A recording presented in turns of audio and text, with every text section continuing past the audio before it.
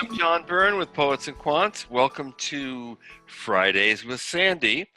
That would be Sandy Kreisberg, HBSGuru founder. Sandy here, the HBSGuru. We've got a Calling in from Boston. I'm out here in California, and our guest today, our special guest, is someone who is in London.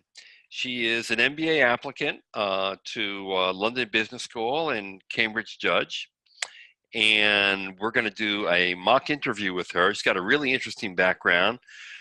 She was actually born in the UK, then moved to Saudi Arabia at a young age, ended up in Delhi for 7 years, and then back in London at the age of 14.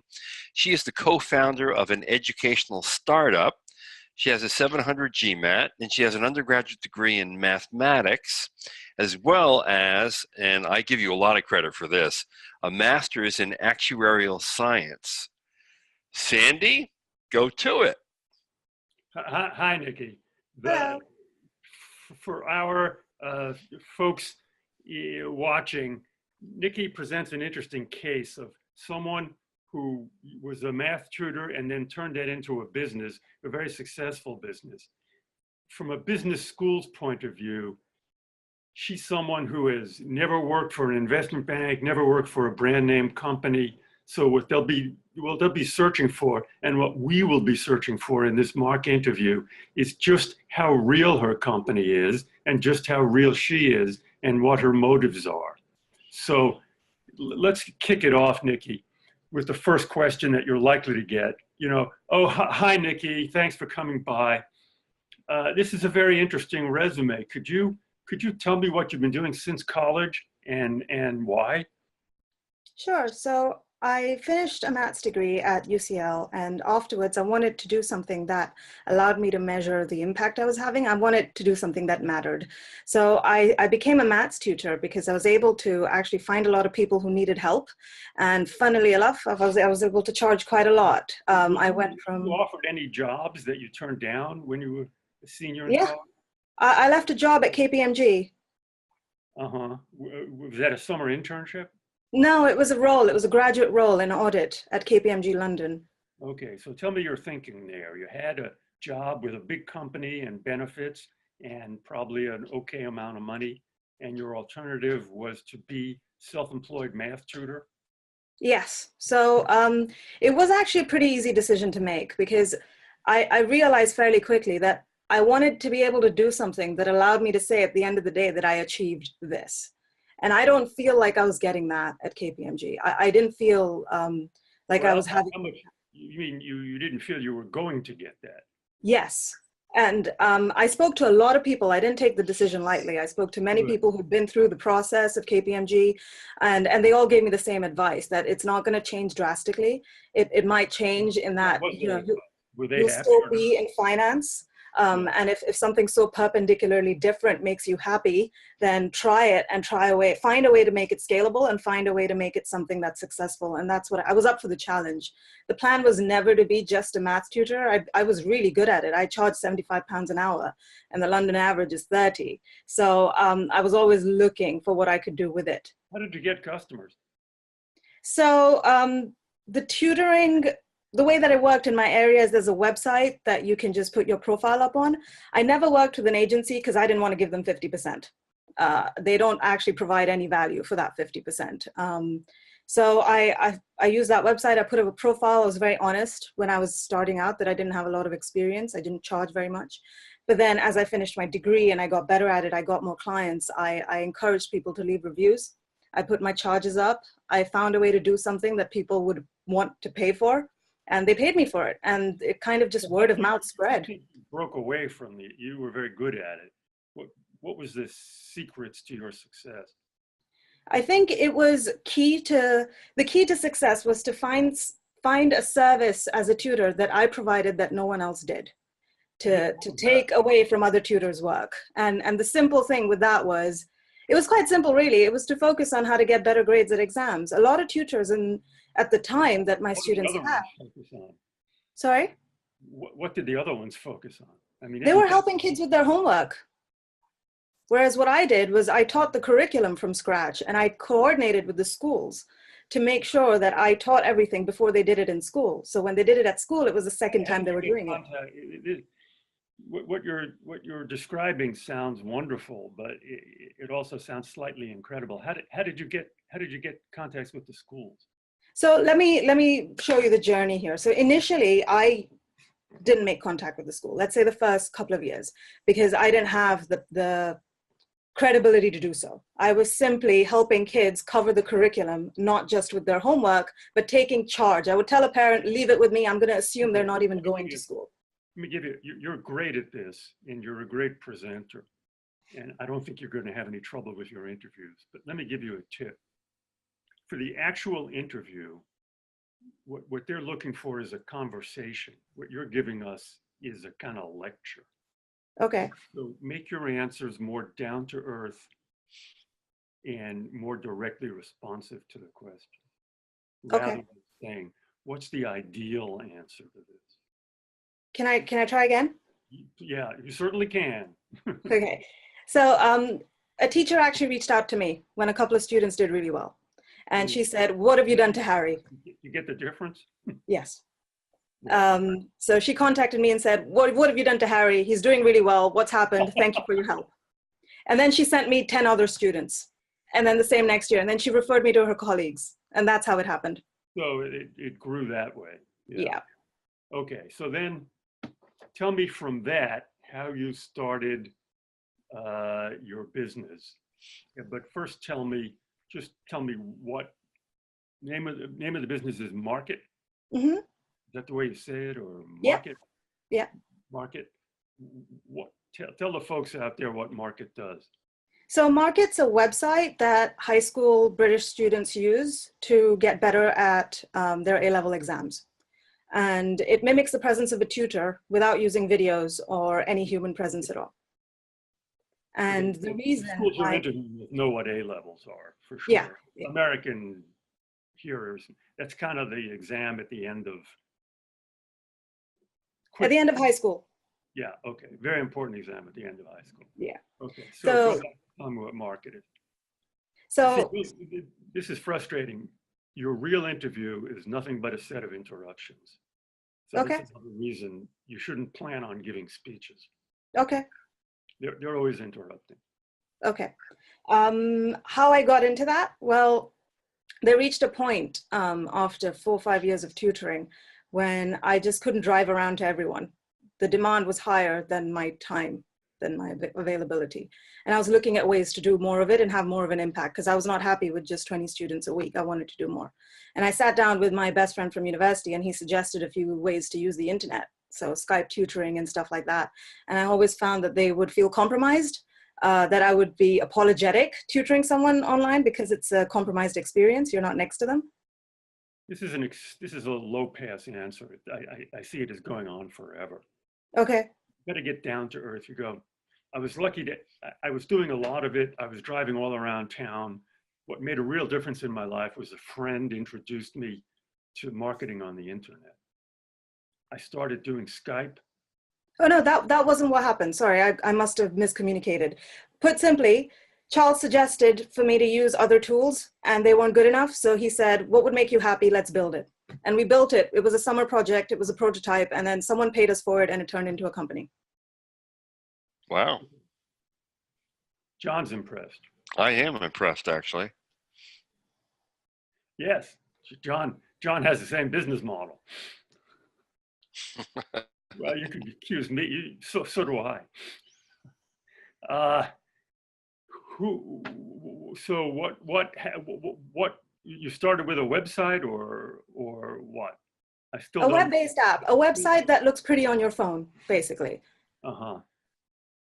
And when was that? And how? And what was on that website?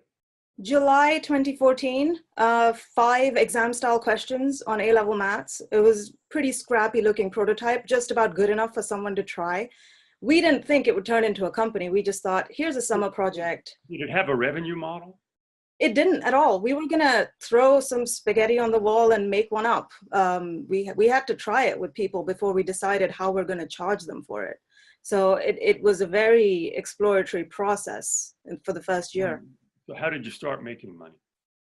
We started by asking a school what they would pay for. The first school that tried it out, they said, this is great, looks great. We said, would you pay for it? They said, if it had these features, if you built this in, so it would save us some time. This is a great narrative, but I'm a little confused. Okay. What I see is a website up there, spaghetti, throw stuff on the wall. Kids are going to the website, finding practice questions. Okay, I'll that part I understand. Yeah. This is real important. They're gonna go through this. And you see the relationship that we've developed now, which is slightly oppositional. If that happens during your real interview, they won't like you. Okay. They won't, and they're not as nice as I am. They won't tell you they're not liking you. They'll just say, they won't tell you they're not liking you. They'll just say to themselves, you know, this is all a bunch of hot air. I don't know what's going on here. Okay, so you want me to be really sort of A to B, B to C about the way that we made money? I want you to be down to earth and specific and answer the question directly. And I don't want you to brag, and I don't want you to lecture. Okay. And I want you to be conversational. Sorry, say that again? And I want you to be conversational. Okay. You see, the people at home watching this, they're going, I hate Sandy and I love Nikki, okay? And let them have their opinion, because you're the one who's coming off as, you're putting up with me. But I'm the doctor. I'm giving you great advice. If you come off this market-driven, this polished, and this unconversational, the person from a business school interviewing you might say, I don't know what this woman is doing here. She's got a great gift of gab. She's got some website scam. Whether I'd want her in my class or not, I don't know. Okay. You understand what I just said? It's real important that it's counterintuitive. Okay. Do you mind repeating the question? Just tell me about your business. So my business is a website that's designed to help A-level maths and physics students learn. And teachers pay for it to use it to set them work. See, that's the brilliant part of the business model. And I would imagine the harder part, which is actually to get schools to pay for it as opposed to students. Very much so.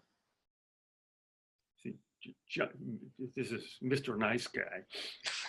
How did you get teachers are paying for this out of their own pocket, or school systems are paying? No, it was the school budget. So we knew that it would be too cheap if we priced it at the teacher pocket level. So we spoke to some teachers and they said that if it was priced in this kind of area, we would be able to make a case for it. They'd be able to make a case for it to their bosses. Okay, so just bear with me here. When I buy that, do I get a special entree? Is it premium content versus what's up there that's accessible to anybody? That evolved over time. Initially, yes, everything was premium. Later on, it was some of it's free, the rest is premium. And now much less is free and the rest is premium. And can you give me some metrics about what the revenue is, how many subscribers you have, what the sweet spot of your revenue is? So this is important. You really got to be able to do this in a clear, open way. Yeah, so we have about £30,000 in revenue and about 33 paying schools at an average of £300 per school. Okay, I'm having a little trouble with the pounds, but that strikes me as small. It is small. It is small, hence why I'm looking for opportunities outside of it.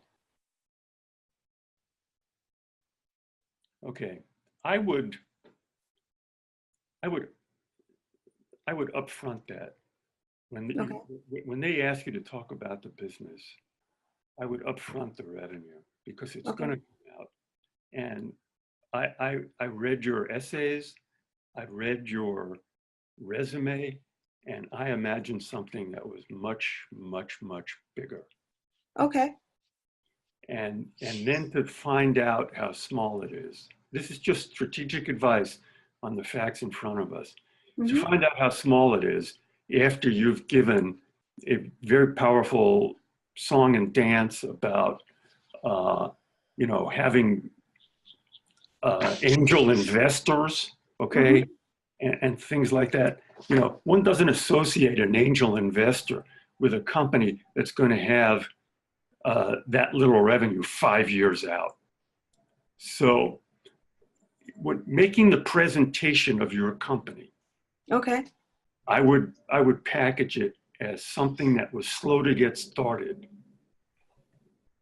and then was an exciting, wonderful idea, but Okay. that reached a kind of revenue ceiling that was much lower than we expected. Okay. That's That is useful. That's the way I would present the thing. Okay. And the goal for getting the MBA is not to scale the business, No. but to do something different, right? Yeah. Correct. Okay. Yeah. I mean, that's a good point, John. So let's get to the next question. Well, the next module of questions. Okay, so why do you want an MBA? I want to have more of an impact, help more people in different countries as a product manager in education. I think. That's total BS. Okay. That's a damaging. That is a. I'm giving it to you straight here. Okay, that's a damaging BS answer. Okay, and it's worse than that because it reflects the way you're approaching this interview, which is as a sales job, not a conversation. You're saying to yourself, yeah, you said that before, Sandy. I'm going to say it again. It's totally critical. Okay. You're very accomplished. You're a wonderful presenter. It's not going to work for this little moment here with the school. You're going to be talking to you're going to be talking to a business school professor or an adcom, and their whole job is to say, what's going on with this person? Actually, my interview is with an alum. It could be worse. Okay. Or it could be, it's possible you could charm the alum, but I wouldn't approach it that way. Okay. I take it back. The fact is, with an alum, there's more room for charming them, but I would still approach it the way I'm in a conversational way. Okay. The alum might say, "Oh, I love this gal," and you'll be okay. But I'm not going to count on that. Okay. Okay. What job do you want your first summer at business school? I want to be a product manager at an education technology startup. Name some. So Memrise is one. And What's that? Memrise is an app that people use to learn languages. And they've just started expanding into science and maths as well. And they actually have a few openings for internships and jobs. And they're based in London. They have some links with LBS. So I'm very keen to see if they'd consider me for an internship. Why can't you get that job now? So I tried reaching out, and I spoke to a few product managers in ed tech as well. And there are a few gaps in my CV. They want me to have more practical experience in larger teams. In particular, Market only grew to a team of 4.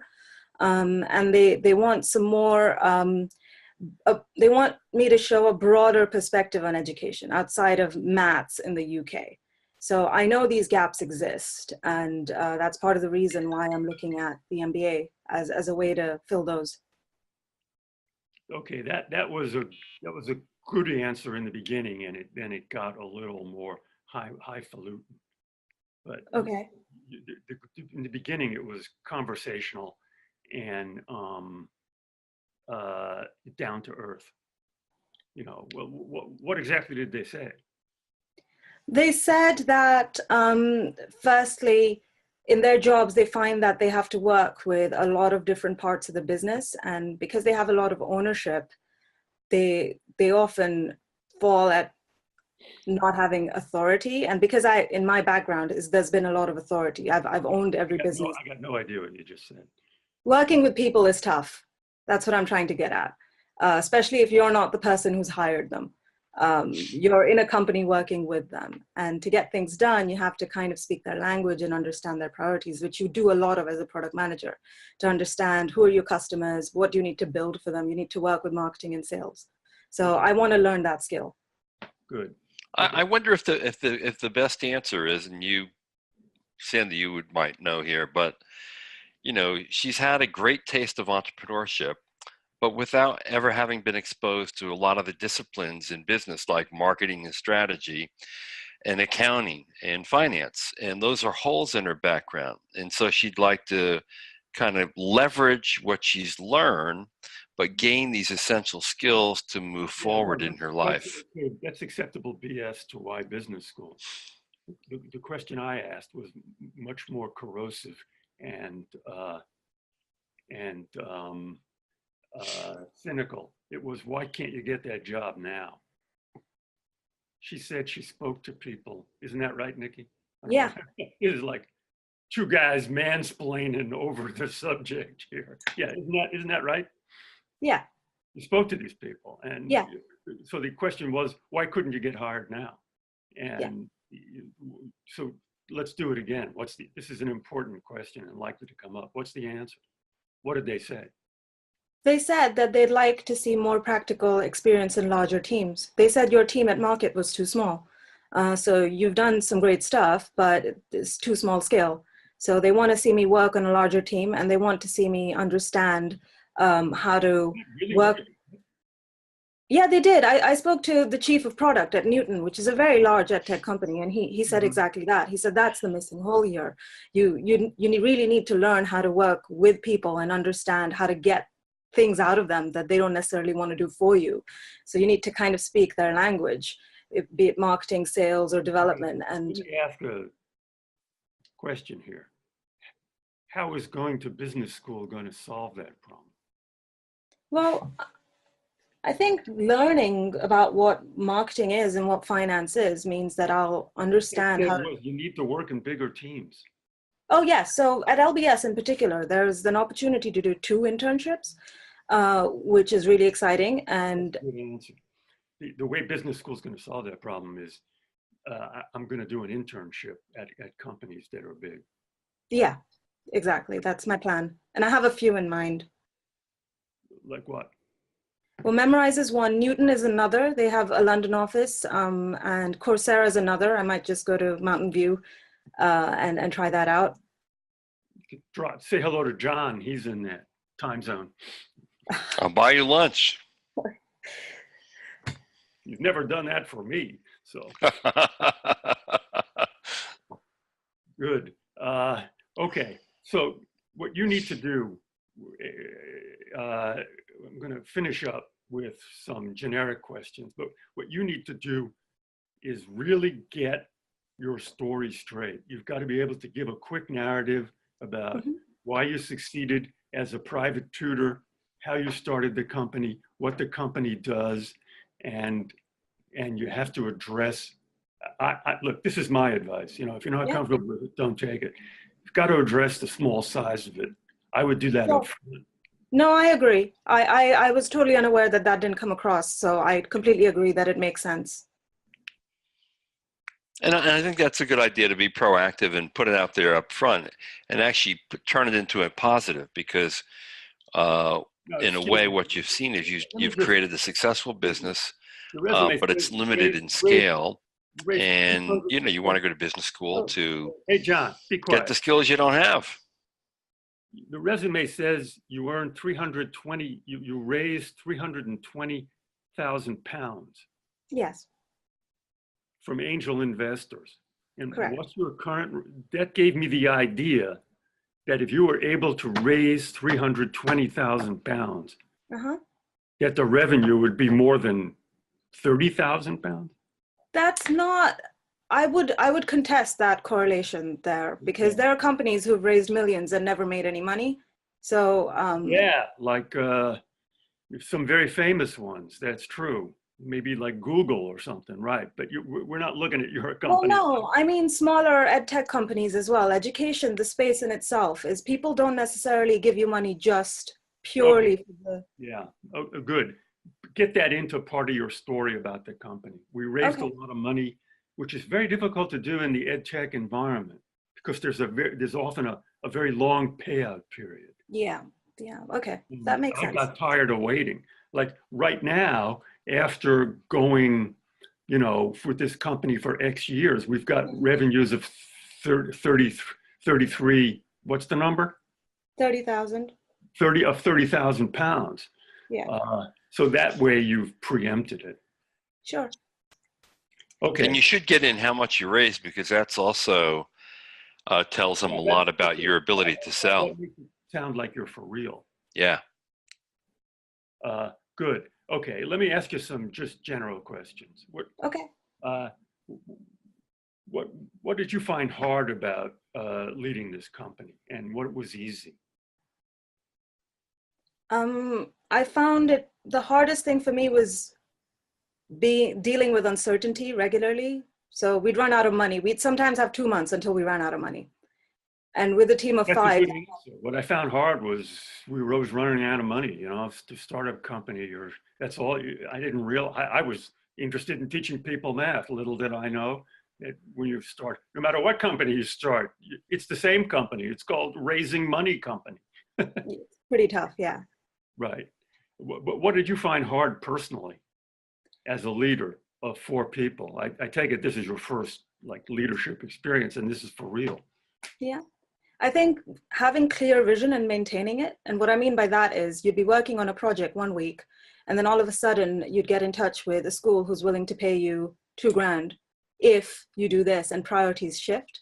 And I think if you're talking to a team doing sales, marketing, developing products, to switch priorities, but to maintain a clear vision is a difficult balance. Let me say this again. You present magnificently. You've got a tremendous polished package. I have no idea what you just said. Okay. Well, I do, but it's just marketing speak.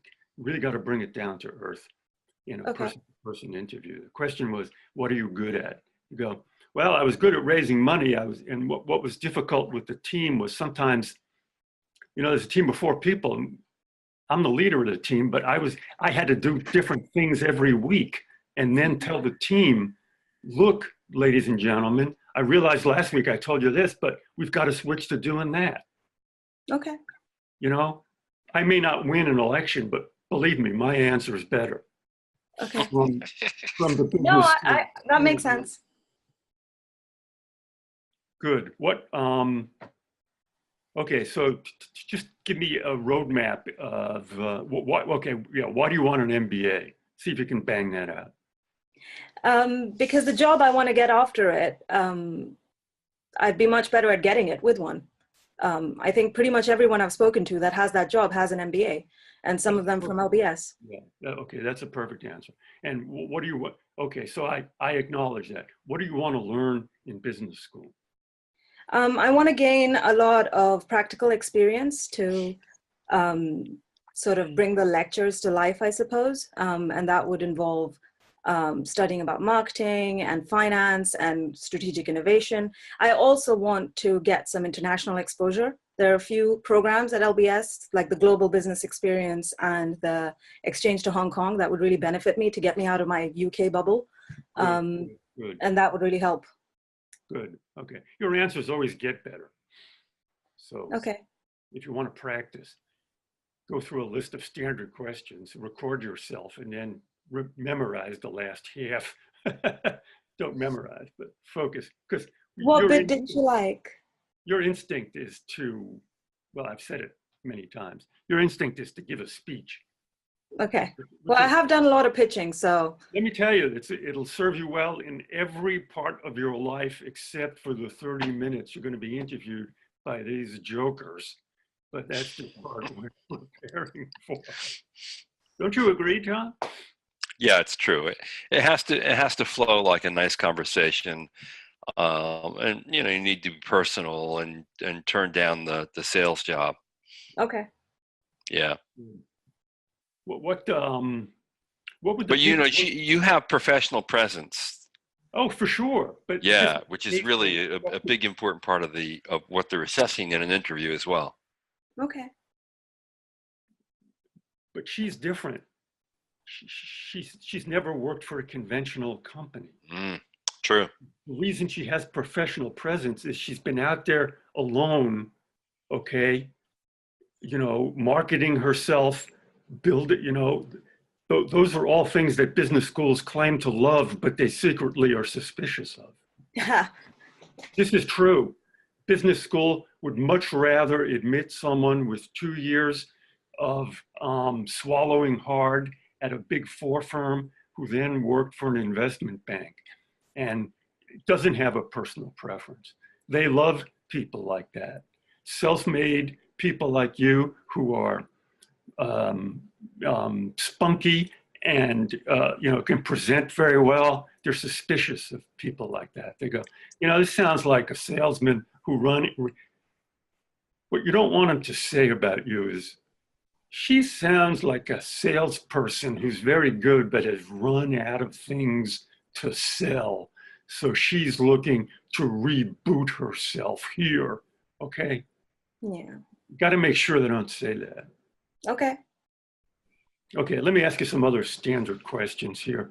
I noticed you grew up in Saudi Arabia, Delhi, and London. What was growing up in Saudi like? Well, I was very little. It was great because I was small, but it wasn't great for my mom. I saw a lot of restriction, and that wasn't great. We couldn't celebrate Indian festivals openly. My mom couldn't go shopping without my dad around. So there were lots of rules, and we had to live within them out of fear. So in that sense, it wasn't pleasant. Good. Okay, John, we're getting a note from the producer here. I'm willing to go on for another 5 or so minutes. What do you think? Sure. Yeah. Okay, tell me about Delhi. Delhi was great in contrast. It was freeing. We had a lot of freedoms. It was, the key difference was just how academically pushy Delhi was. It was a great thing for me.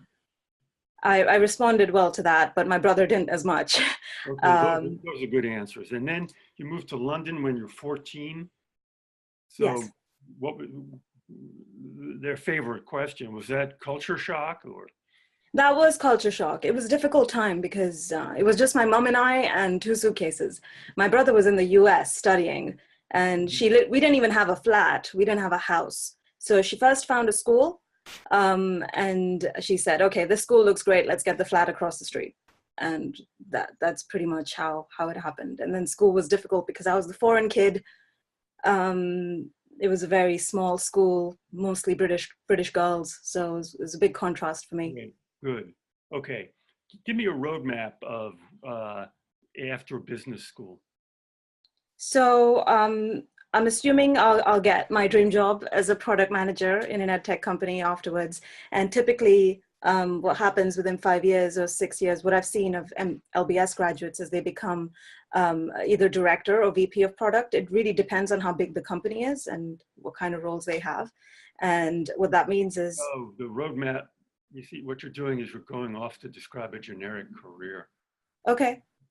What I'd love to do is get that first job at a company I mentioned. And after 3 years, what I'd like to do is this. Okay. You want to keep this personalized. Okay. All right. So I'd like to get that job at, say, Memrise in London. And then I'd like to get involved in more strategic side. So for example, how the products align with the business objectives, and get involved with more forward-looking strategy of the vision of the products. What would that name of that job be? So that would be a director or VP of product, depending on the size of the company. I've heard that it varies quite a lot, depending on whether it's a startup or a large. Name a role model for you, an actual. Jason Jordan, he's currently chief of product at Newton. I think he's a great guy. He took a Skype call with me at 5 days notice. I haven't even met him, and he gave me a bunch of advice for 45 minutes. So grateful. And yeah. What was the advice, if you don't mind me asking? Yeah, he said to use the MBA to also meet a lot of people and make some friends. He said, don't just focus on studying, because he said being a product manager is about being a people person. That's good advice. That's good Yeah. advice. Okay, outside of this ed tech business, name a company you admire. Um, People always go blank at this question. All of a sudden, you can't think of a company. Well, I went to a conference at LBS recently called the Net Impact Conference, and the founder of Bethnal Green Ventures was there. This is a small venture capitalist firm in London, and they only invest in tech for good ventures, so technologies that help people. And the thing is, no, I know, but the founder was so authentic. What do you know? The founder was super authentic. I believed everything he said. That's a tough sell. His half an hour speech was lovely. Sorry? What's the question you're answering? A company that I admire, and it's the VC firm. Outside of EdTech. It's not EdTech. It's a venture capitalist that invests in all sorts of technology for good, which could be, in fact, I've only heard of one company in their portfolio. Venture capital. I'm going to call that venture capitalism. Could you name a company that creates products you can throw out the window that you admire? Yeah, I'd say Dyson. Perfect. What do you Good. like? That's a good answer. Even Good. Well, because I believe what they say. They say they make good vacuum cleaners, and I've never been disappointed. So as a customer, I buy into the company really well. I'm pretty loyal to them.